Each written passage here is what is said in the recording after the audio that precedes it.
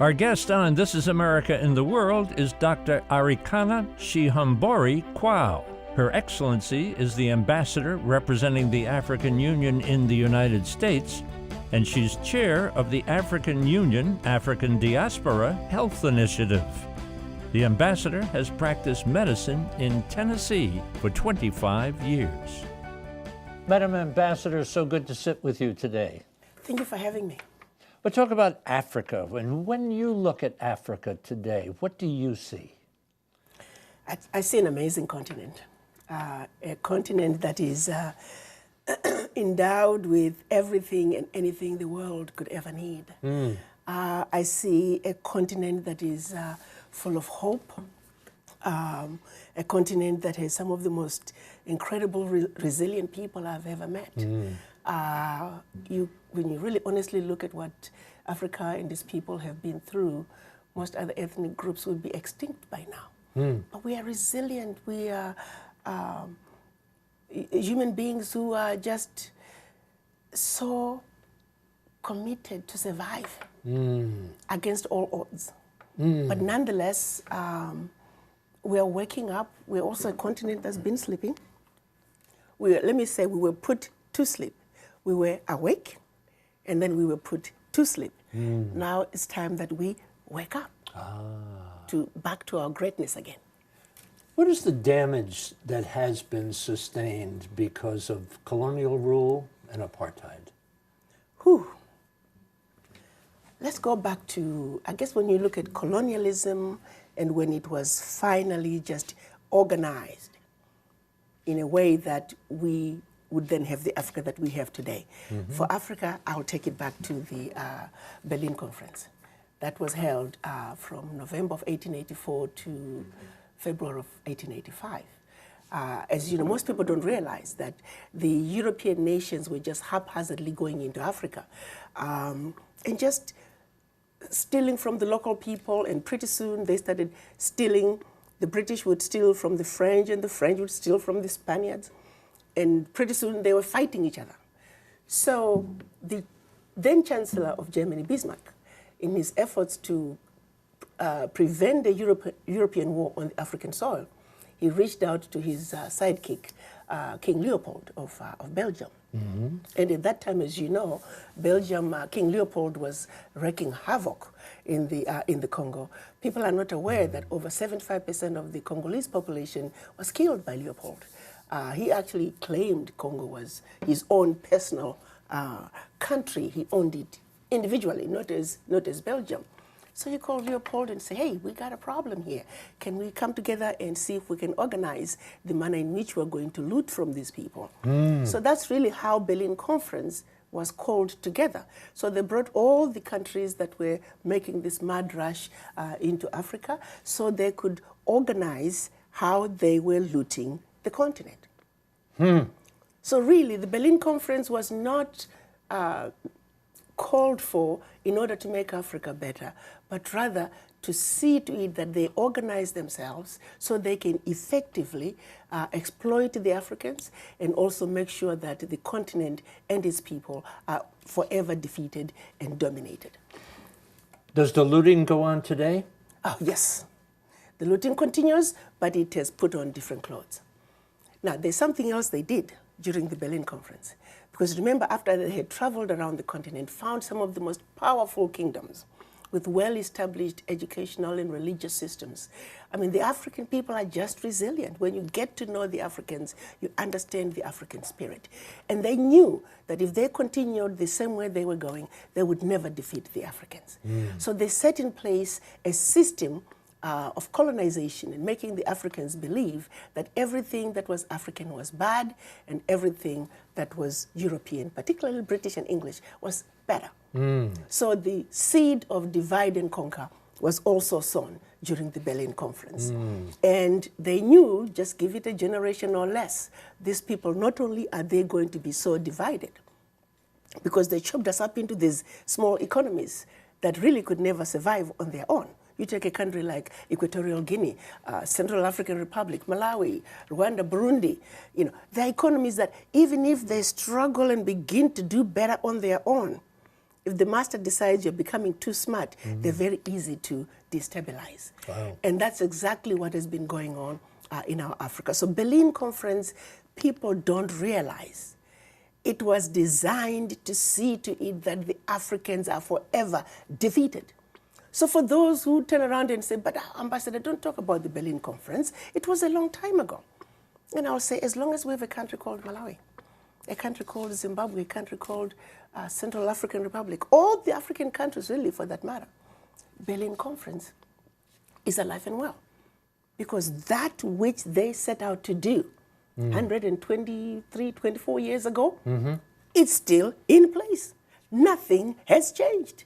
So how can they say Berlin Conference is a thing of history, don't talk about it? No, what's really sad and what should disgust the world is to say this policy was put in place 123 years ago and it is still in place and nothing has changed.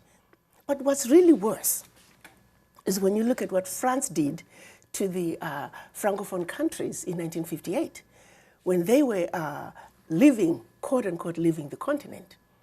They gave the Francophone countries two choices. You can be independent with some affiliations to France, or you can be independent with no affiliations to France.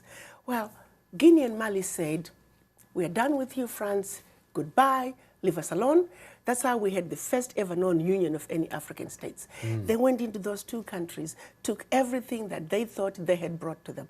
History tells us they even took the last cup, teaspoon, chair, and proceeded to pour concrete into the sewage pipes, completely devastating the two economies, simply because they refused to be affiliated to France. But what they, and also the Sékou Touré, then president of Guinea at that time, he looked at the pact that France was making the Francophone countries sign. It was called the Pact for the Continuation of Colonization. He refused to sign it. How many countries in Africa?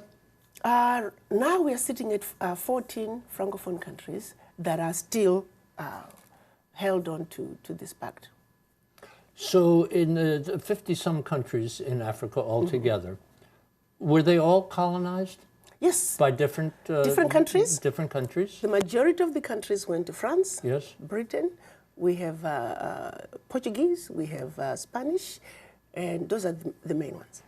You used the word looting before. Yes. The looting continues to this day? To this day, it continues, but it has a different name. So tell me what the name is.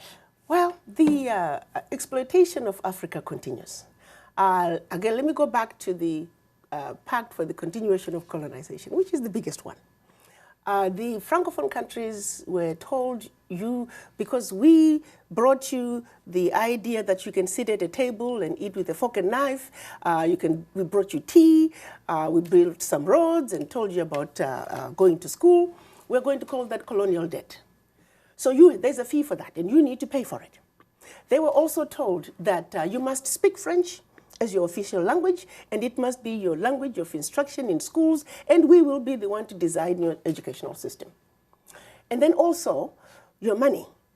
85% of your bank reserves, you will keep them, you'll deposit them with the French bank, and we will take that money and invest it in the French stock market, but we don't have to tell you what the returns are on your money. So collectively, all the Francophone countries that signed that pact, their funds, the 85% of their bank reserves, are invested under French name.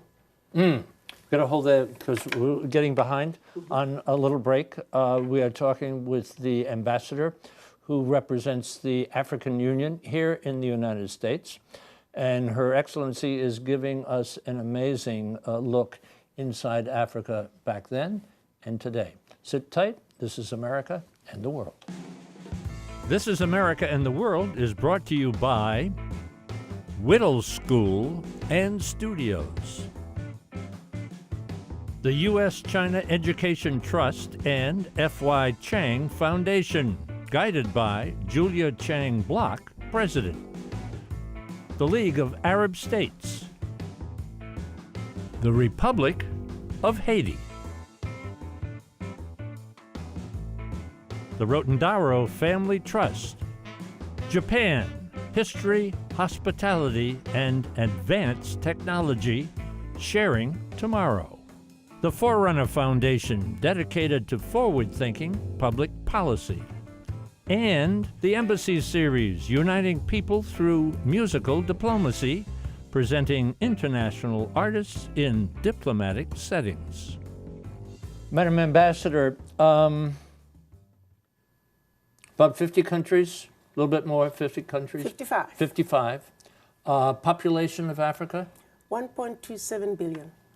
1.27 billion people.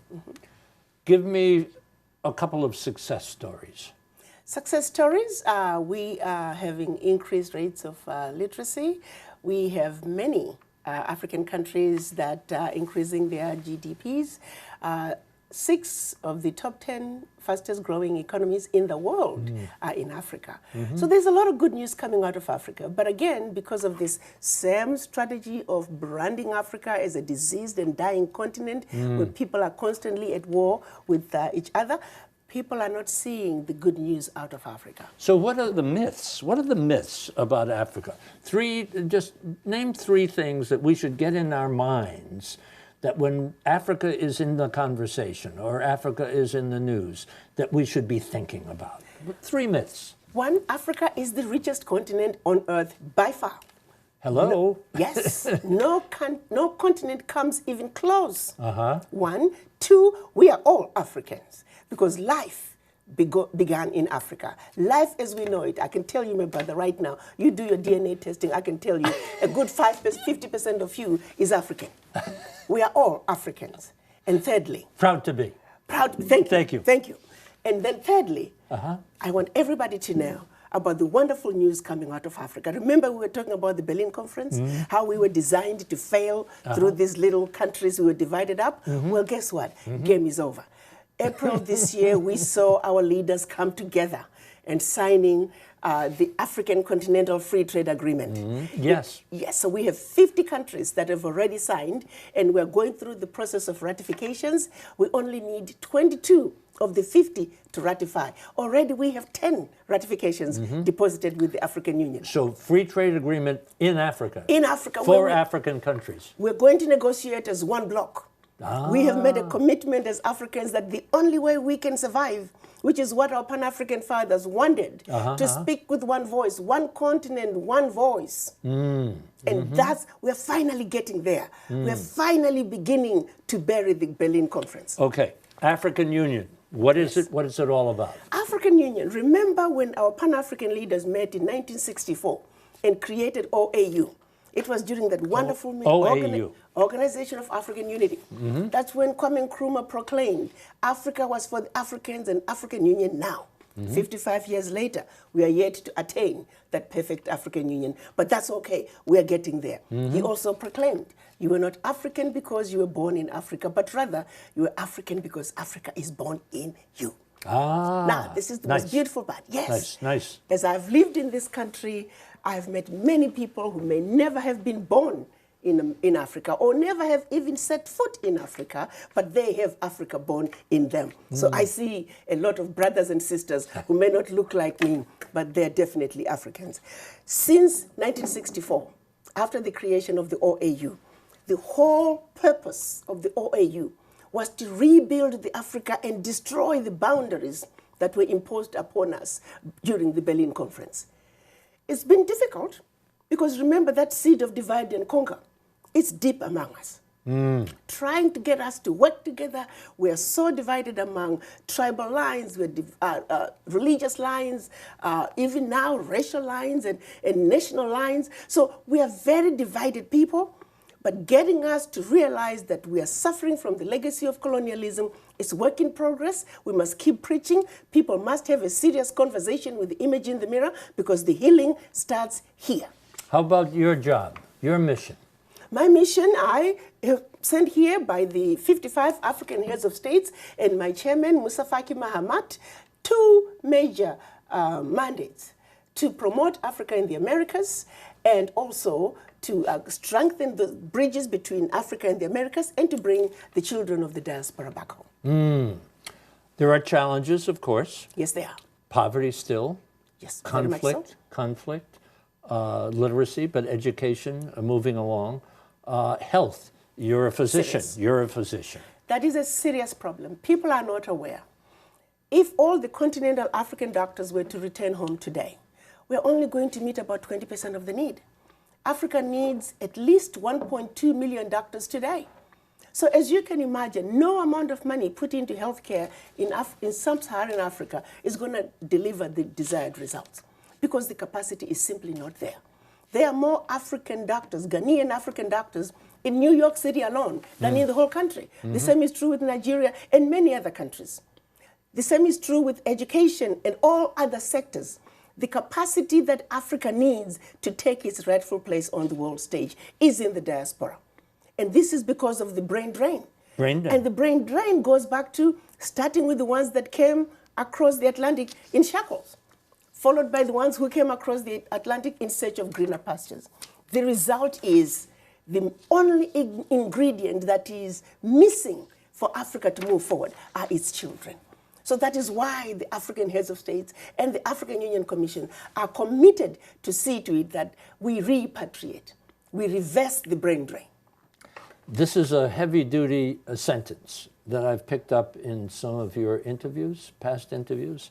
It's not easy being a black person on Earth. It is not. Can you talk about that, please? In my own humble opinion, I like to say the most endangered species on Earth is the black man, followed by the black woman right above them. It doesn't matter. You just have to be. You simply just have to be. I can tell you one experience I had not even long ago. My daughter got married, and it was in Maine. And after the wedding, the wedding party wanted to go to a nightclub. Now, the only black people were my son, my daughter, and another guest, another young black girl. Anyway, and the rest, she married a white guy, so the wedding party was his friends from high school and college. Well, the young kids were already drunk. So when they were trying to get into the nightclub, there were about 15 of them. And the police were called. But my daughter heard them say, and my son is very tall. And so there's a tall black guy and a young lady in a pink dress. They were the only two black people. Mm. And when the police came, they wanted to talk to those two. But the question is, they're all here. So fortunately, one of the bridesmaids, she's a newly graduated Harvard lawyer. Mm. And she walked right up to the police and said, I want you to know I'm a Harvard lawyer. I have you. I'm recording you. Go right ahead. So the police completely changed their demeanor. Sure. But what was called in were the two black people. Sure. They were not even drunk. It's the rest of the party that was drunk. But so you don't have to do anything. Sometimes you just have to be. Yeah. Just be yourself and you're in trouble. But really what gets me mad is, even on the continent, we get abused on our own land simply because of the color of our skin. Mm. So it's really something that I would like for people to stop and think about. When are we going to be free as black people? I want to insert one other thought into the conversation. And what we're talking about now is very important. You've been practicing medicine in Tennessee for 25 years? Yes. Yep. I read something which said, talking about African Americans and Africans in the United States. They're saying that it is very difficult and it is a daily task for a black person to fit into white society. Absolutely. But the question is, here's the way I look at it. Why should we even try to fit into anything? This is our world. I don't need to try to fit into anything. I just want to get along with you. Yeah. I don't need to try to fit into anything. Right. And if you don't want to get along with me, fine, have it your way. Right. We need to, the reason we feel like we should fit in is because we are coming into this conversation from a level of inferiority. Yeah. Why do we feel inferior? And a superiority on the part of the white. Thank you. So we're coming in feeling inferior, they're coming in feeling superior. There is no conversation between white and black. Ooh. That needs to be addressed, and we must pull this bull by the horns. Us black people, we need to move up and realize that we're just as good as anybody else, and the white people need to get off their high horses and come down. So we can have a real meaningful conversation, much needed conversation. And that's part of why I am here, because I realize there's so much misunderstanding between Africans do not understand the Americans. The Americans do not understand the Africans. It gets in the way of trade. If you look at AGOA implementation, that simple legislation that is meant to help African businesses, we're not benefiting from it because when the African businesses hear about doing business in America, America is so hard. No, honey, it may be a lot of papers, but all you gotta do is cross every T and dot every I, one page at a time, and you'll get it done. But because it's America, there's a wall that falls, and it's difficult. You're representing the African Union in the United States. Correct. On a scale of 0 to 10, what's the relationship between Africa and the United States? I can honestly tell you right now, and I'm preaching whenever I have an audience to preach, America is still the most preferred trading partner by Africa. But my biggest fear right now, I see America slowly losing its place. I often say... Its place where? In Africa, in terms of being preferred. Because America is still... On a scale of 0 to 10? On a scale of 0 to 10, America is still number one. Well, that's the desire, but how would you say the relationship is between the two countries? Number one? It's still good. That's what I'm saying. So caution is to say, America, in order for you to maintain your position, this game is a new game. You need to call for timeout. You need to re-strategize. President Trump is a businessman. Yes. How do you sell a businessman on the importance of Africa? Well, I think President Trump is a businessman who likes to negotiate, and he wants to always end up with the upper hand, and I don't blame him. That's why Americans appointed him. He is there to come out with the best deal for America, period. And he wants to get that deal by any means necessary. We, the Africans, must also stand up and realize that if you're going to negotiate with America, you better be on your P's and Q's. You must have all your antennas up and be ready to fight, because the Americans are not going to come in and let you just beat up on them. But at the same time, let me look at it this way as well. Going back to the Berlin Conference, we are already at a disadvantage. How do you take Togo and put Togo in the same boxing ring with the United States? You're taking a heavyweight fighter and putting them in the same ring with not even a lightweight fighter, but a wannabe boxer. This is the position that African countries are finding themselves in. They are not heavyweights. These are little boys who are constantly being put in the same heavyweight boxing ring with the big boys.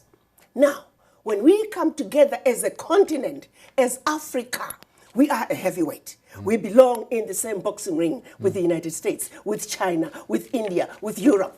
Rightful place? Going for the rightful place. Rightful place, because right now we vacated that place and others have been taking that place. Game is up. Africa must take its rightful place as one continent, one heart, one voice. Will we see a new Africa? It's going to happen. Absolutely. It's on the way. I was talking to my chairman just last week. He told me January we'll have all the ratifications we need, and the African Continental Free Trade Agreement is moving, it's steaming right ahead. And the children of Africa are going to speak with one voice, and our Pan-African fathers from 1964, wherever they are in their graves, they are doing flips, because finally Africa is going to be whole again. So you have hope? Very much so. That's all we got. What are we missing? The understanding and appreciation of Africa and its people. What's the biggest lesson you've learned in your life? The biggest lesson I've learned in my life is that love conquers all. And that if we can just love each other and accept each other as humanity, regardless of the color of your skin, because this really is, the color of your skin is nothing. At the end of the day, we are one. So if we can just learn to love and respect and appreciate each other, this world is an amazing place. So when we look at the news, television, or hear it on radio, or pick up a newspaper, one thought you want us to take. One thought. Africa is an amazing continent. And everything that you have read negative about Africa, it is all false. Take another look at Africa with a clean eye. Take another look at Africa with a clean eye. Absolutely. Lovely. Madam Ambassador, thank you so much for the education. Thank you so much. Thank you you for coming. having me. Thank you. Thank you. For information about This is America and the World, and to watch all of our programs, visit our website, thisisamerica.net, and look for us on Facebook and Twitter. You can listen to all of our ambassador interviews on our podcast, The Ambassador Series. It's available on our website and iTunes. This is America and the World is brought to you by Whittle School and Studios, the U.S.-China Education Trust and F.Y. Chang Foundation, guided by Julia Chang Block, President, the League of Arab States, the Republic of Haiti, the Rotondaro Family Trust, Japan, History, Hospitality, and Advanced Technology, sharing tomorrow. The Forerunner Foundation, dedicated to forward-thinking public policy. And the Embassy Series, uniting people through musical diplomacy, presenting international artists in diplomatic settings.